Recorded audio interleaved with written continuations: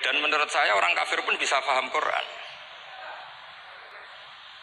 Kalau Ahok itu melintir Quran, tidak memahami Quran, Pak. Senak harganya itu melintir Quran tapi tidak memahami Quran.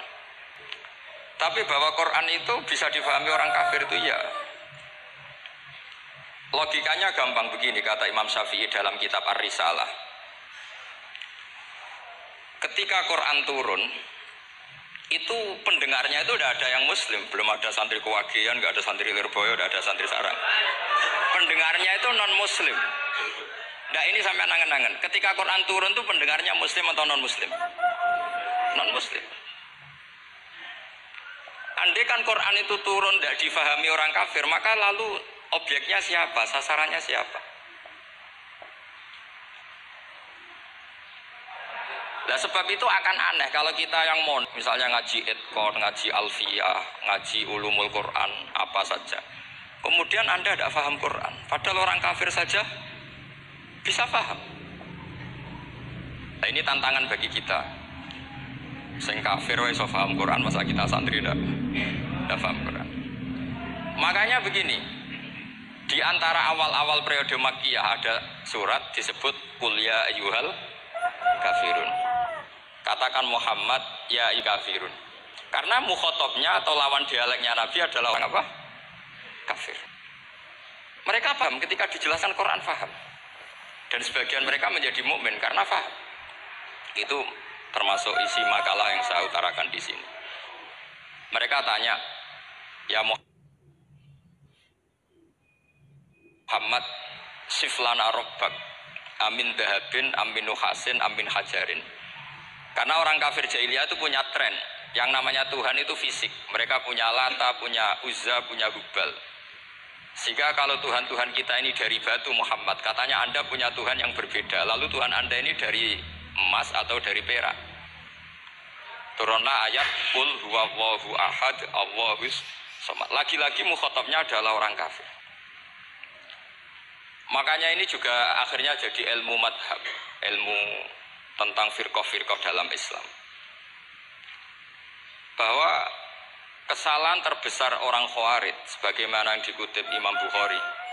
Nanti saya mencari di juz 4 atau di juz 3, pokoknya di bab Babu Qitalil Khawarij, karena Imam Bukhari punya adat diulang-ulang. Kata Ibnu Umar yang dikutip Imam Bukhari,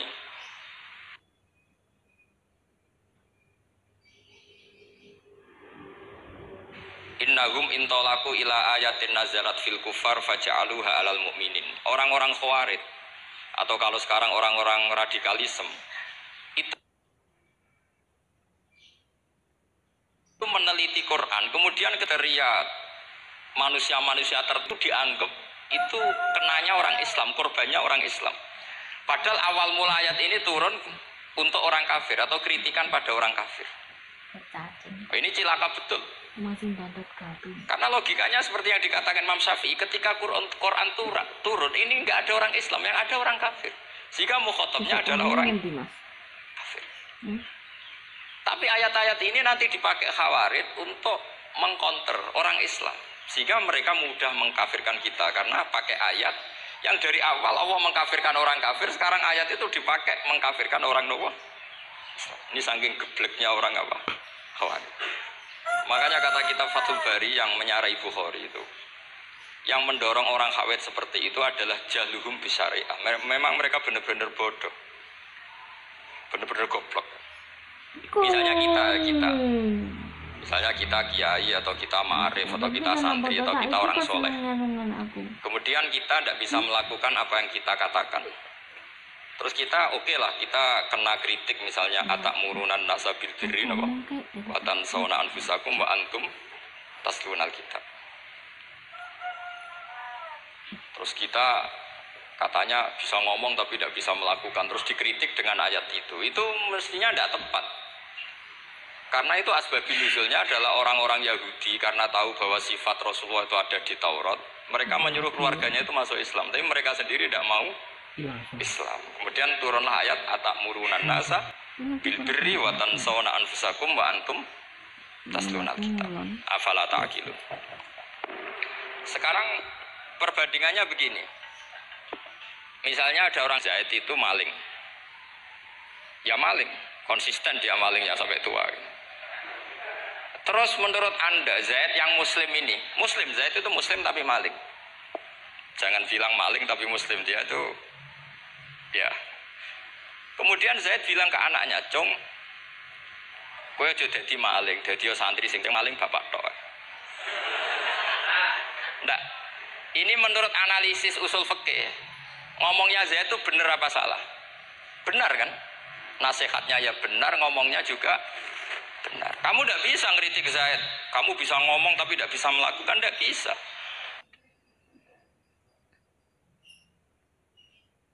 Fa'innal amro bil ma'ruf wajib. Wal qawla bil ma'ruf ya wajib. Wal qawla bil haqqi ya wajib. Jadi itu hal yang berbeda.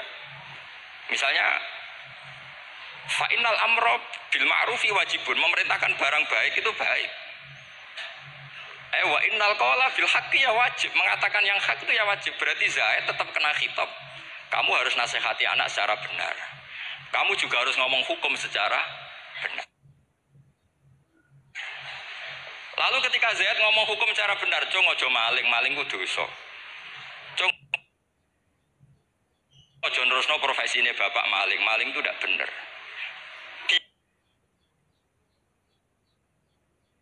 Ya berarti sudah melakukan dua kebenaran, yaitu ngomongnya benar, nasihatnya benar. Dia salah, perilakunya tetap maling. Tapi jangan karena dia maling lalu omongannya enggak salah juga, berarti salahnya malah tiga. Makanya ini pentingnya ngaji sama ulama, sama ahli usul fikih. Bisa dicampur adukkan. Zaid gagal perilaku, tapi jangan gagal lagi di nasihat.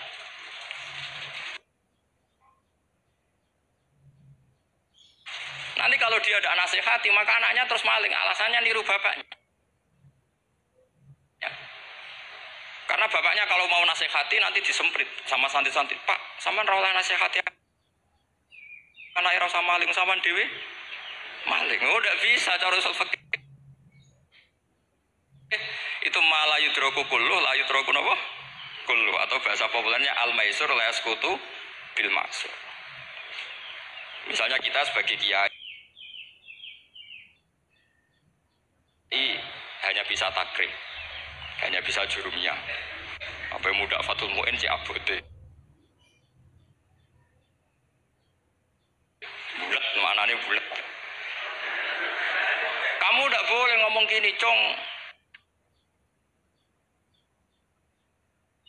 kowe sebagai muridku menurut aku, nak gurumu goblok tok, kowe rek wae." Oleh ngelangkai guru gak sopan ya.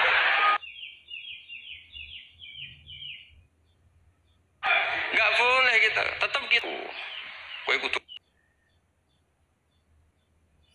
alim Fatul Mu'in, alim Fatul. Sama ndak bisa protes. Pak guru sendiri ndak bisa. Kebenaran tetap sebagai kebenaran meskipun kita tidak kuat melakukan atau tidak bisa melakukan. Lagi-lagi ayat itu sudah untuk kita, untuk orang Yahudi, ta'murunan nasa bil birri wa tansawna anfusakum wa antum taslunal kitab. Sebab itu istidlal dengan Quran itu memang resikonya tinggi kalau tidak bagi mutabakhir, karena itu tadi ini harus ada pengetahuan yang luas tentang asbabun nuzul, tentang kriteria. Nah, kalau terpaksa, saya katakan terpaksa, kalau terpaksa kita itibar itu boleh, tapi itu terpaksa. Bahwa Allah mengkritik orang yang bisa ngomong tapi tidak bisa melakukan. Tapi itu secara usul fikih itu runyam.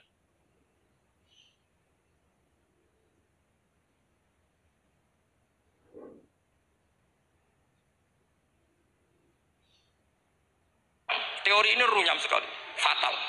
Sama lihat tuh di kitab Bajuri atau di kitab-kitab fikih yang lain. Ketika Burdah atau Sohibil Bur'ah itu yang Imam Busiri itu mau diri. Niku salah nama tapi kadung populer. Jadi sebetulnya Imam Busiri itu Sohibil Bur'ah, bukan Sohibil Burdah, tapi kadung terkenal Burdah, kita ikut-ikutan Ikut-ikutan apa? Burda. Imam Busiri itu ngeluh, saya ini orang yang banyak kesalahan. Di antara salah saya adalah saya bisa ngomong tapi tidak bisa melakukan. Ngomong saja.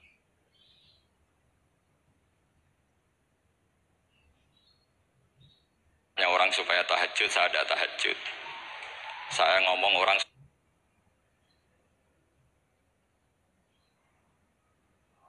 supaya sholat sunat, saya tidak pernah sholat sunat. Itu sarahnya itu yang menyarai itu kan Imam Bajuri itu yang sarah Burda. Itu mengkritik begini.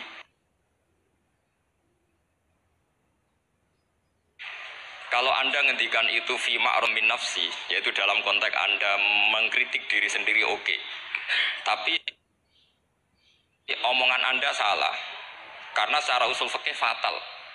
Fatalnya begini. Misalnya saya nggak pernah tahajud. Ya mungkin itu nyata.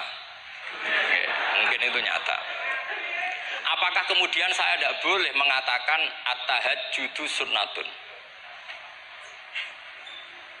Apa saya diwajibkan diam hanya karena saya tidak pernah tahajud, terus saya seorang kiai yang haram mengatakan at-tahajjud sunnatun? Saya harus tetap mengatakan kalau tahajud itu sunnah. Saya kalau punya santri terus saya bilang, "Cung, apa nganggur yo tahajud. Tahajud itu sunnah."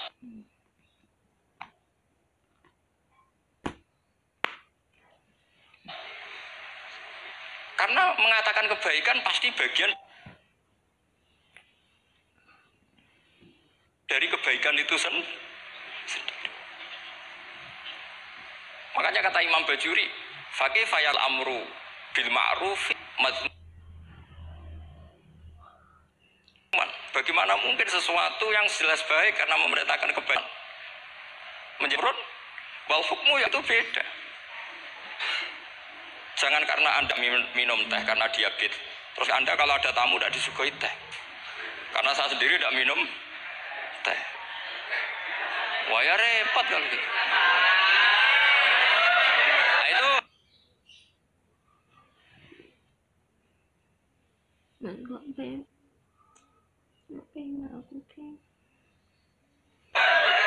lagi di orang Khawarij salah ketika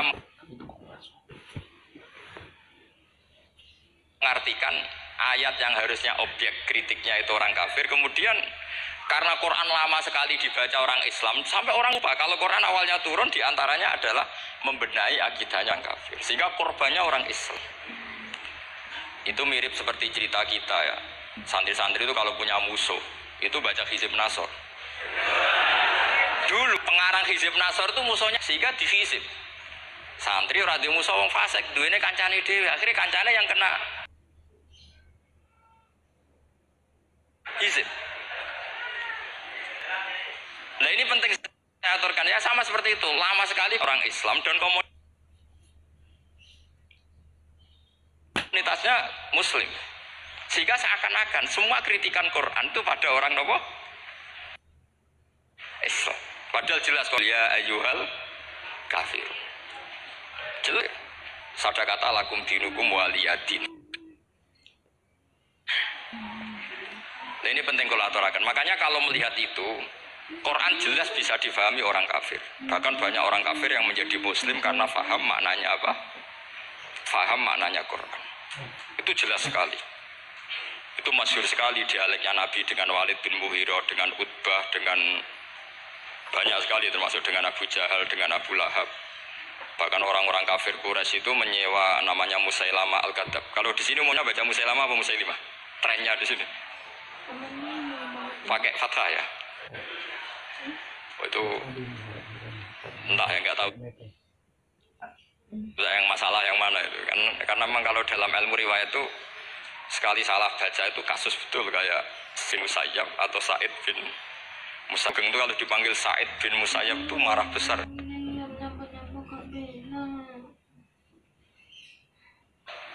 Karena mana nih Sa'id al-Musayyab itu yang ditawan.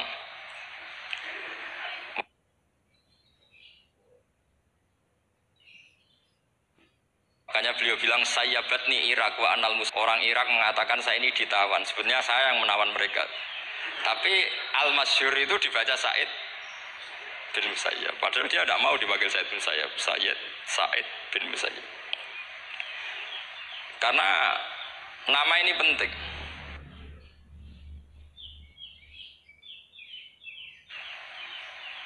Pentingnya begini. Ini kata Rasulullah kalau sedang guyon. Kata Nabi, "Mbok kamu itu sekali-kali mikir, kenapa saya ini diberi nama Allah Muhammad?" Ini hadis sahih di Bukhari, ada di Kitabul Adab. Banyaklah teks ini. Kenapa ya Rasulullah? Allah itu senang bingung wong kafir, kata Rasulullah. Karena Abu Jahal kalau manggil saya jadi bingung. Itu kalau orang Arab kan pasti tahu maknanya. Muhammad maknanya orang yang terpuji. Sehingga kalau Abu Lahab ngomong itu jadi paradok. Hei orang yang terpuji, kamu bohong. Kan jadi aneh. Ya Muhammad kadzabta. Hei Muhammad kamu bohong. Kalau diterjemahkan hei orang terpuji, kamu bohong. Itu akhirnya sahabat tertawa-tawa. Karena Cipin milih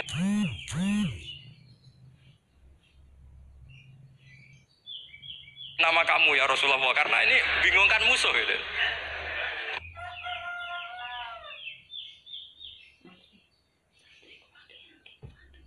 Makanya kalau kamu udah anak kiai itu anak kamu panggil namakan saja Agus, pasti satu pondok manggil Gus semua.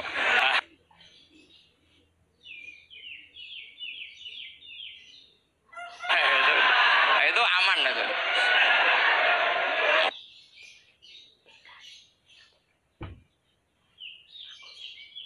Oh itu boh yang nggak seneng tetap panggil Gus.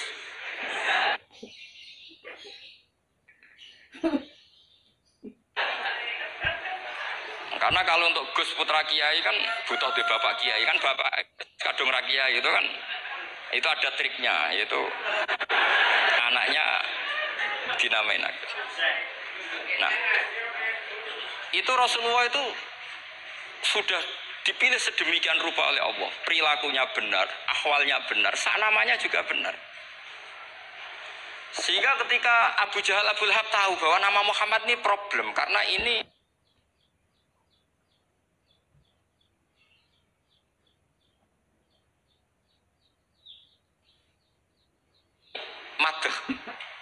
madah itu memuji.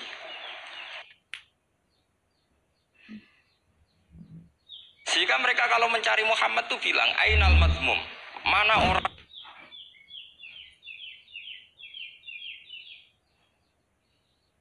yang tercela. Terus orang-orang Quraisy tidak paham kamu nyari siapa. Akhirnya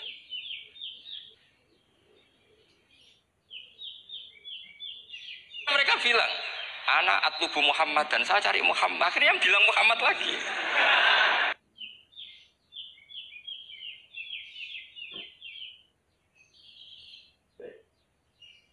Nah, itu. Nah, Quran juga main di ranah nama. Sehingga Abu Jahal itu namanya kan Abul Hakam. Orang Islam dari awal memanggil Abu Jahal. Karena kalau sampai kita manggil Abul Hakam, kita akan mengalami paradok. Ya Abul Hakam, hei bapak dari semua kebijakan, kamu begini kan kacau. Makanya itu dari sini orang nggak boleh salah apa? Salah nama. Ini penting kalau aturakan karena kadang menganalisis Quran itu satu bilisanin Arabi mubin, kata Imam Syafi'i.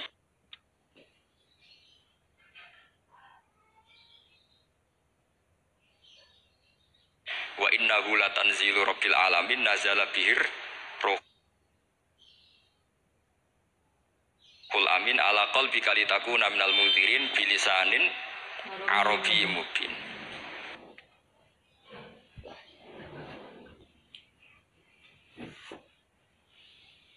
Di antara, kata Imam Syafi'i ini, di antara aturan pokok memahami Quran adalah dia malian bil arabiyah. Dia sangat-sangat menguasai bahasa Arab. Itu masyhur dalam dialek Imam Syafi'i. Saman kalau ngaji takrib atau Fathul Mu'in, syarat sahnya tayamum lil musafir itu apa? Tolabul ma'. Mencari apa? Air. Sampai kalau di takrib dicontohkan. Kalau di tempat atas nyari ke bawah, kalau ke bawah nyari ke atas. Imam Syafi'i ditanya, kaifa taqulu bi syartit tolab? Bagaimana Anda berpendapat bahwa tolabul ma itu wajib?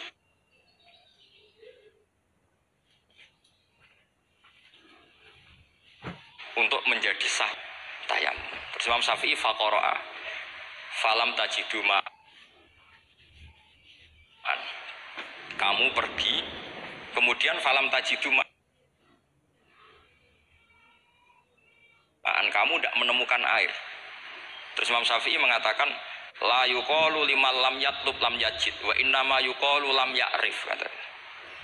Orang yang nggak pernah mencari itu tidak bisa dikatakan lam yajid, tidak menemukan. Kalau belum mencari namanya tidak tahu. Padahal Quran bilang kamu pergi kemudian kamu tidak menemukan air. Tidak menemukan itu berarti harus mencari dulu baru dikatakan lam yajid, tidak menemukan. Kalau tidak pernah mencari namanya tidak tahu. Hanya gitu tok itu jadi ilmu bahwa tolabul ma itu wajib karena Allah mengatakan falam tajidu ma la yuqalu liman lam yatlub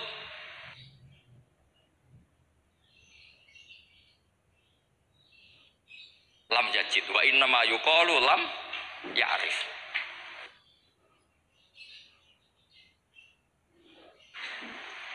Orang dikatakan tidak menemukan berarti setelah mencari. Ini kemudian kesimpulannya tidak menemukan. Kalau belum mencari namanya apa? Tidak tahu. Nah, dari sini Imam Syafi'i istidlal wajib tolabul. Ini namanya malian bil arabiyah. Dia menguasai bahasa Arab. Begitu juga ulama-ulama sufi. Itu ada cerita Bayazid Al-Bustami itu ada muridnya baca ayat wasiqal ladzina taqaw rabbahum ilal jannati sumara. Orang-orang takwa itu digiring menuju surga. Itu dia nangis. Muridnya kaget. Ini guru saya tidak benar, ini ada cerita surga, tapi dia malah nangis karena ayatnya itu digiring. Terus kata Abu Yazid, mereka itu di mana saja, masa saja butuh digiring. Ke surga itu kan nikmat, ngapain butuh digiring? Saya tidak mau, kata dia. Abu Yazid itu gak mau digiring ke surga, itu gak mau. Muridnya kan tambah kaget, memangnya mau neraka kan gitu pikirannya itu. Ternyata beliau jawabnya sederhana. Saya pas itu sudah dekat sama Allah sehingga tidak perlu digiring. Kemudian saya sudah panitia kiamat pas itu, jadi tidak perlu digiring.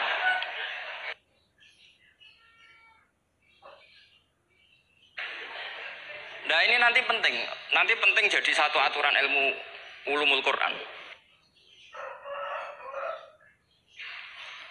Saya di rumah itu istiqomah ngajar Qawaidul Asasiyahnya Said Muhammad yang dulu ditulis abahnya Zubdatul Itqan oleh Said Alawi.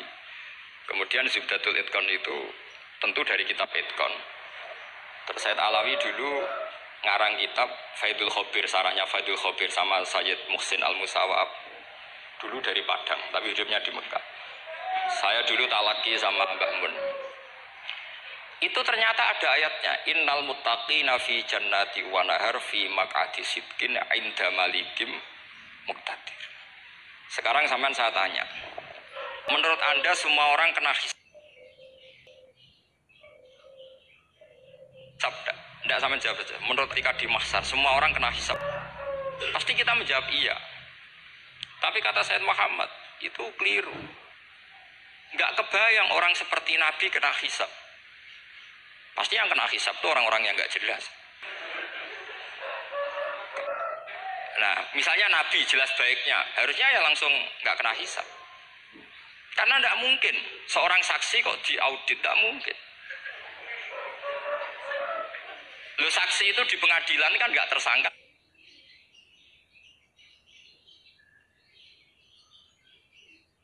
nggak terdakwa, dia nggak boleh diintervensi oleh hakim.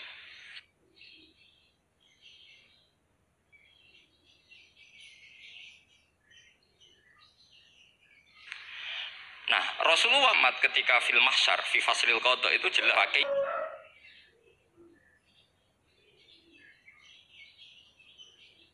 fa idza jina min kulli ummatin bisyahidi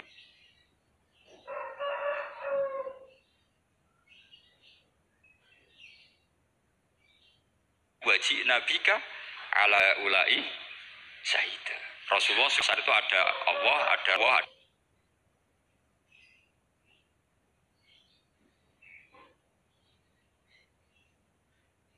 Jibril. Kemudian itu mengidentifikasi. Ditanya sama Allah, bener mat ini umatmu? Ya, niki umatmu ya. Kalau yang nggak jelas ya Nabi lama jawabnya. Makanya kamu jangan jadi orang nggak jelas.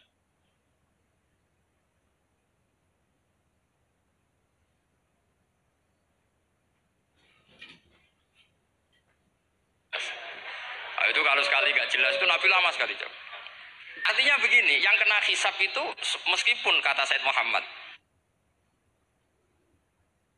meskipun dohirul kunabkan asbata umumal hisab, tapi dohirnya yang sama juga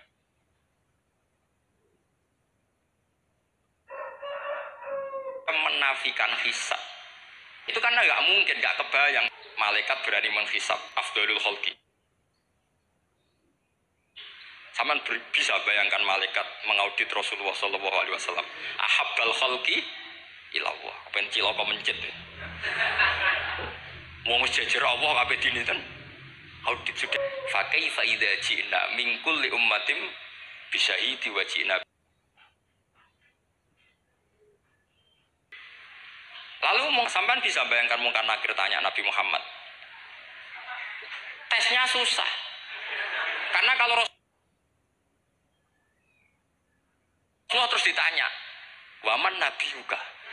Bisa kiamat itu.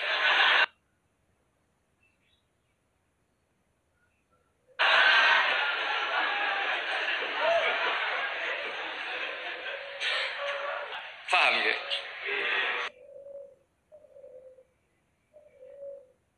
Makanya kata Said Muhammad, ini caranya satu hafal Quran, dua hafal Sahih Muslim, tiga semua orang sudah mati, tinggal kamu yang alim. Oh itu mesti aman itu. Nah kalau sampean tanya saya, apa buktinya Gus kalau orang hisab? Ya buktinya tadi misalnya innal ladzina qalu rabbuna Allahu tsummas taqamu tatanaz.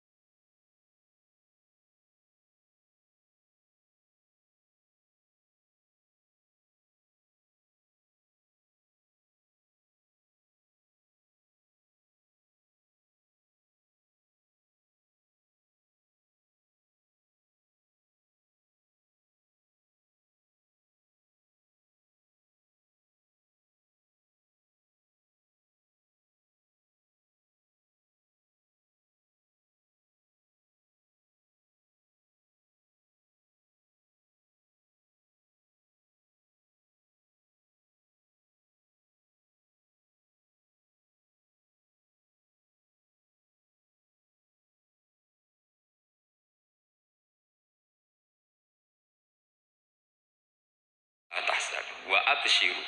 Mungkar nakir adalah malaikat penakut membawakan. Sementara para wali ini jelas malaikat kena konstitusi. Malaikat harus mengatakan ke para wali, Allah takhofu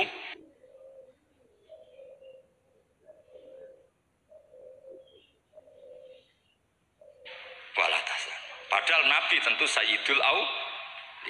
Para wali saja malaikat kena aturan kamu harus bilang Allah takhofu wala tahzanu wa absyiru.